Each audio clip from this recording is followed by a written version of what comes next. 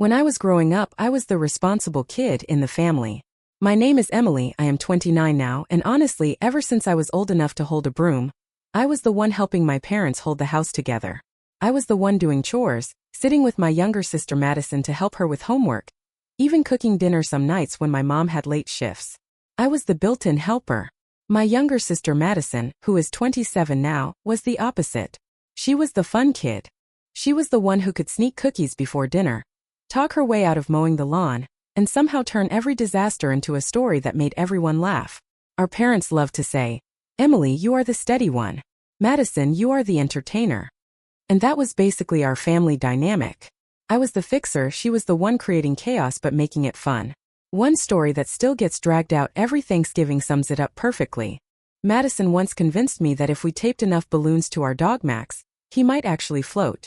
We used an entire pack of birthday balloons and half a roll of Scotch tape. Max, bless his soul, just sat there wagging his tail like he was ready for takeoff. Of course, he never left the ground. Instead, the living room looked like a carnival had exploded in it.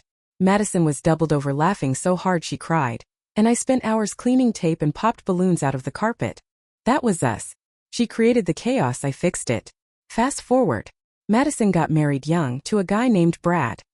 He is 31 now, and he works in sales, which in Brad language basically means he spends his days driving around, hitting the golf course and telling everyone he is hustling.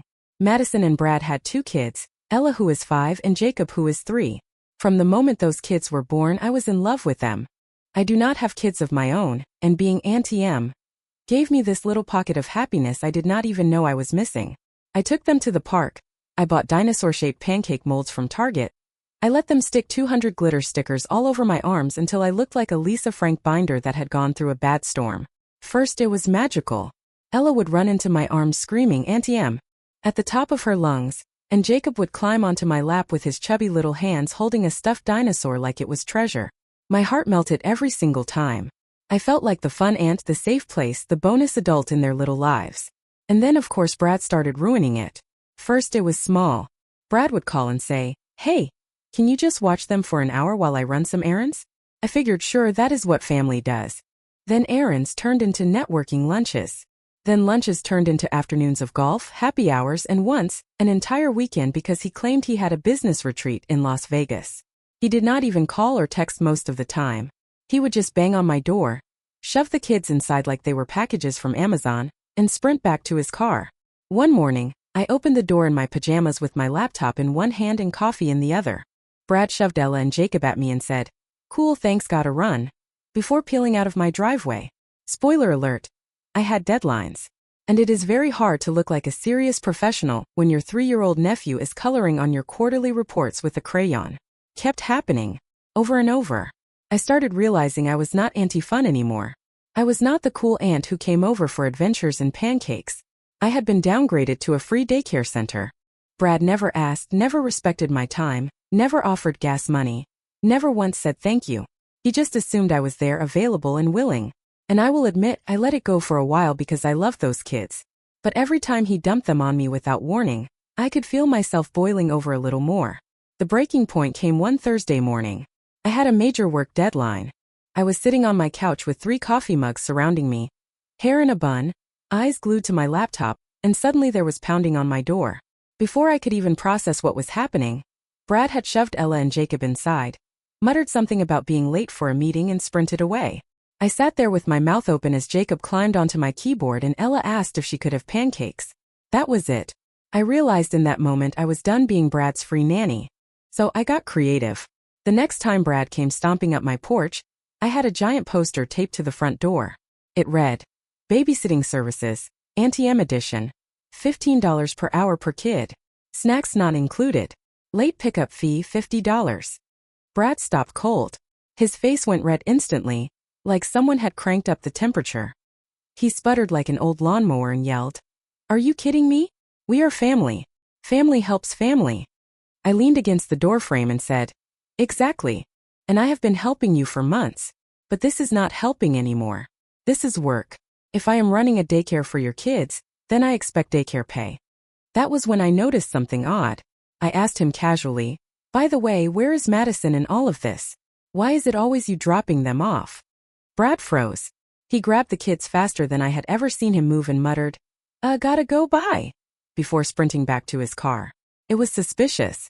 That night I called Madison. We had a casual sister chat and eventually I asked how things were going. She sighed and said, "It has been rough. Childcare costs are eating us alive, but at least you are getting paid well, right?" My brain short-circuited. Paid well. I almost dropped the phone. I asked her what she meant. She explained that Brad had told her he was paying me nanny rates. She had been giving him hundreds of dollars for months, assuming that was money going to me. My stomach dropped. Brad had been double-dipping this whole time. He was dumping the kids on me for free while pocketing money from Madison. That was it. That was the moment I snapped. The next time Brad tried to pull one of his stunts, I played along. I smiled, waved, and took the kids inside like nothing was wrong. Then I texted Madison 5 minutes later. "Hey, just curious, what rate did Brad say I charge?" She texted me back with the exact number. I replied with screenshots of every time Brad had dropped the kids off without a dime, along with a photo of my new babysitting rate sheet. My phone rang instantly. Madison was furious. Not at me but at him. That night, their house turned into a war zone. Neighbors heard the yelling. Madison demanded answers, and Brad finally admitted he had been pocketing the money because we are family, and she should have done it for free. Unsurprisingly, that argument did not fly with Madison. Let's just say Brad's golden husband reputation collapsed overnight. Madison cut him out of the childcare loop completely. She set up her own arrangements without him, and she insists on paying me whenever I watch the kids, even if I tell her not to. Because unlike Brad, she actually respects my time and effort. As for Brad, word around town is that he has been enjoying a couch vacation at his buddy's place since the blow-up. And that is how karma came with an hourly rate. And Brad could not afford it. About a week after the blow-up, I thought things would finally calm down. Madison had made it clear she was done letting Brad control the childcare situation, and I figured Brad would crawl into a hole somewhere until he got his act together. But apparently that was asking too much. Instead of taking responsibility, Brad went on a full-blown pity tour. I started hearing from Madison that he was stomping around the house muttering that I had set him up. According to him, I had orchestrated some grand scheme to make him look bad. He was telling anyone who would listen that I was greedy, manipulative, and trying to destroy the family dynamic. The irony was almost painful. I had been giving him free childcare for months, bending over backward to keep the kids happy and safe while he pocketed money that Madison thought was going to me. And now I was greedy? It was like listening to a thief complain that the person they robbed did not give them enough stuff. The funniest part was how little traction his whining actually got. Madison told me she just sat on the couch one night while he ranted about how family is supposed to help family, and how I had twisted things. She said she looked at him and laughed because at that point, his excuses were so flimsy they were practically see-through. She told him that I was not greedy, I was just not his fool. That line stuck with me. It was the first time I felt like Madison really saw how much I had been caring, not just for her kids but for her as well. For so long I had been the one quietly stepping up, cleaning the mess, filling the gap, and she finally recognized it out loud. Brad had tried to frame me as the villain, and instead Madison turned the spotlight right back onto him. Brad, of course, did not take that well. He tried sulking, then guilt-tripping, then pretending he had been misunderstood the whole time. He told Madison that I should have been grateful for the opportunity to bond with the kids, as if babysitting under duress was some magical gift I should be thanking him for. When that angle failed, he tried spinning the narrative to the extended family.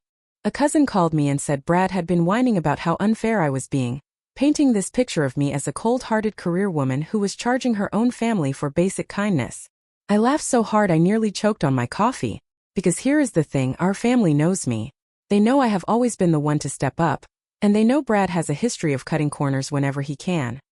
His little sob story did not land. Instead, it backfired. People started asking why Madison was the one covering all the childcare costs when Brad was supposedly working so hard in sales. Questions about money always make Brad sweat. He likes to look like he is in control, like he is providing, but the second people poke holes in his image, he crumbles. Madison said he stomped out of a family dinner after her uncle asked him point-blank what exactly he was doing with the money he had claimed was going to me. That silence spoke louder than anything. For me, the best part was that I did not have to do anything anymore. I had already dropped the truth, and Brad's own behavior was digging the hole deeper every day. I just focused on my life and my work, and when Madison asked me to watch Ella and Jacob, it was on her terms. She showed up, she respected my time, And she insisted on paying me even when I told her I did not need it. It was no longer Brad's scheme. It was a mutual agreement between sisters.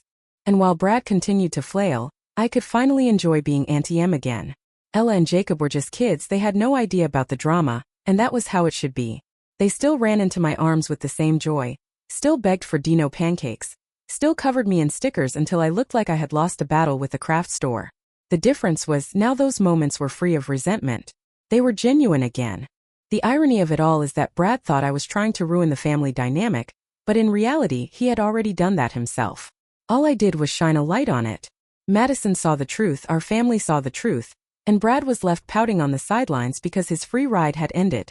And the best part? When Madison told me, she laughed in his face and said, "She's not greedy, she's just not your fool." I could not stop smiling. I bought her Starbucks the next day just for that line. After Madison shut him down and our family basically stopped buying his excuses, Brad tried to go into full damage control mode. The thing about Brad is that he cares more about appearances than reality. As long as people believed he was a hardworking family man, he was fine. But the second that image cracked, he panicked. So instead of admitting what he did, he doubled down and started spinning a new story to his friends. According to Brad, I had blackmailed him. Yes, you read that right. In his version, I had threatened to cut him off from childcare unless he paid me some ridiculous amount of money. He told people I had guilt-tripped Madison and manipulated her into turning against him. In Brad's mind, I was some scheming evil sister who had set up this elaborate plan to humiliate him. It was laughable, but Brad thought he was clever enough to sell it. What he did not count on was how small his world actually is. One of the people he ran his mouth to just happened to be a co-worker of Madison's. And Madison had already told her side of the story in detail. The part about him pocketing the money, lying to her, and using me like free labor. So when Brad came in crying about how I had blackmailed him, that friend already knew he was full of it. And she told people. Word spread like wildfire. Once one person has the real story, Brad's version starts unraveling fast. Suddenly, everyone in his circle knew that he had been skimming childcare money off his own wife and dumping his kids on me for free. His attempts to look like the victim completely backfired. Instead of protecting his reputation, he turned himself into the punchline. It got worse when it hit his golf league. Brad has always thought of himself as the big shot there, the guy who closes deals on the green, the guy who talks a big game about providing for his family. But once they found out he was pocketing Madison's childcare money and mooching off me, he lost all credibility. He went from being the guy who bragged about his sales numbers to being the guy everyone side-eyed when the check came. The nickname started as a joke from one of the guys, but it stuck. Now when he shows up at the course, people greet him with it. Brad, the self-proclaimed provider, the man who thought he was too important to watch his own kids, the one who tried to spin a story about me blackmailing him, is now known for exactly what he is. Someone at his golf league apparently nicknamed him Babysitter Brad. Just when I thought the whole Babysitter Brad saga had peaked, Madison dropped a bombshell on me. We were having one of our late-night talks, the kind where she unloads everything she has been holding in, and she admitted something I never expected to hear from her. She said she had been talking to a divorce lawyer. Stopped me in my tracks. For years, Madison had defended Brad in ways that honestly frustrated me. She would brush off his laziness, excuse his constant excuses, and laugh away things that clearly hurt her. But now the tone in her voice was different. There was no defending him anymore. She told me she had been sitting there one night thinking about everything that had happened with the babysitting money, and a thought hit her. If he was willing to scam her over childcare, what else was he hiding? That question led her down a rabbit hole. She started going through their finances with sharper eyes, something she admitted she had not really done in the past because she trusted him to handle the business side. And what she found made her stomach turn. Brad had been dipping into their joint account and covering it up with vague labels like business expenses or client dinners. On the surface it looked professional enough, but the deeper she looked, the more obvious it became. The so-called business expenses were not business at all. Some were personal shopping sprees, some were golf trips, and some were just plain cash withdrawals with no explanation. Madison said the worst part was realizing how long it had been happening. This was not a one-off mistake or even a bad month. This was a pattern. Every time she had brushed off the feeling that something was not adding up, he had taken advantage of her trust. She said she felt stupid for not catching on earlier, but she also said she was relieved. Relieved because at least now she knew. The truth was ugly, but it was better than being kept in the dark. She told me she had already scheduled a consultation with a divorce lawyer, just to understand her options. She was not making promises about what she would do yet, but she wanted to be prepared. She said it was the first time in years she had felt like she was taking back control. For so long, Brad had been calling the shots, making her second-guess herself, and using her good nature as cover for his selfishness. Now she was looking at him with clear eyes, and the picture was not flattering. It was a strange moment for me too. As her sister, part of me hurt for her because I know she never thought her marriage would turn out like this. But another part of me was proud. Madison, the fun kid, the one who had always laughed her way out of responsibility, was finally drawing a hard line and standing up for herself. And in a way, it was Brad's own arrogance that had pushed her here. If he had not been so greedy and so careless, she might have stayed in the fog a lot longer. She ended the conversation by saying she did not know exactly what the future would look like, but one thing was certain. She was done letting him run circles around her. She said she feels stupid but also relieved. It's better to know. Just when I thought I had washed my hands of Brad completely, he decided to pay me a visit. It was a Saturday afternoon, and I was in the middle of reorganizing my pantry when I heard this aggressive knock at the door. I already knew who it was before I even opened it. Sure enough, there was Brad, standing there with his arms crossed like a kid who had been told no for the first time in his life. He said he wanted to clear the air. Of course, his version of clearing the air was not an apology or even an attempt at accountability. Instead, he stood in my doorway and told me that I could have just kept quiet and let him handle it. The way he said it, you would think I had ruined some master plan that was noble and brilliant, not just him pocketing childcare money and using me like free labor. I told him that by handle it, he clearly meant keep lying to my sister while you scammed us both. And that was a hard pass. His face went from smug to red in seconds. He muttered that I had ruined everything and stormed off down my driveway like a teenager who just got grounded. The best part was that my neighbor, who had been outside watering his lawn, overheard the entire exchange. As Brad stomped past, my neighbor shouted, "She's not your babysitter, bro." The timing was so perfect that I nearly doubled over laughing. Brad sped off in his car like the world's most humiliated man, and honestly, it was better than anything I could have planned. After that little scene, things unraveled even faster for him. Madison officially kicked him out. She had been hesitant before, weighing her options, but once Brad started trying to spin things like I was the problem, she hit her breaking point. She told him to pack his things and leave, and she started the paperwork to file for divorce. Watching her take that step was one of those bittersweet moments. It hurt to see my sister go through it, but it also felt like she was finally free from the constant cycle of excuses and scams. I stepped in to help her with the kids part-time, but this time it was on her terms. There were no surprise drop-offs, no shady money exchanges, and no manipulation. She would call, we would agree, and she would either pay me or we would swap help in other ways. It felt balanced for once. And honestly, the kids were happier too. They sensed the chaos was gone. Ella and Jacob, being the little comedians they are, gave Brad a new nickname. Since he spends so much time crashing on his buddy's couch, they started calling him Uncle Couch. The first time Jacob said it, Madison almost spit out her drink trying not to laugh. Every time they say it now, she just smirks and shakes her head. The fact that her own kids turned his situation into a running joke is poetic justice at its finest. Meanwhile, on my side of things, life actually started looking up in ways I did not expect. I got promoted at work last week. My boss told me it was because of my attention to detail and my ability to manage chaos under pressure. I nodded politely and thanked them, but inside I was thinking about all the nights I tried to finish reports with a 3-year-old climbing on me, and a 5-year-old asking for dinosaur pancakes. If only they knew that the chaos I had mastered came in the form of crayons, glitter stickers, and a freeloading brother-in-law. Looking back, it is wild to realize how much of my life Brad tried to take advantage of, and how close I came to letting it slide forever. But standing up for myself not only pulled the mask off his nonsense, it gave Madison the clarity she needed to stop making excuses for him. Now she is moving forward, I get to enjoy being Auntie M without the resentment, and Brad is out there living his new life as Uncle Couch. And honestly, I cannot think of a more fitting ending for him. Looking back on all of this, I feel an odd mix of exhaustion, satisfaction, and gratitude. Every chaotic moment, the spilled juice, the crayon-covered reports, the late-night tantrums, the endless glitter, taught me something about patience, boundaries, and standing up for myself.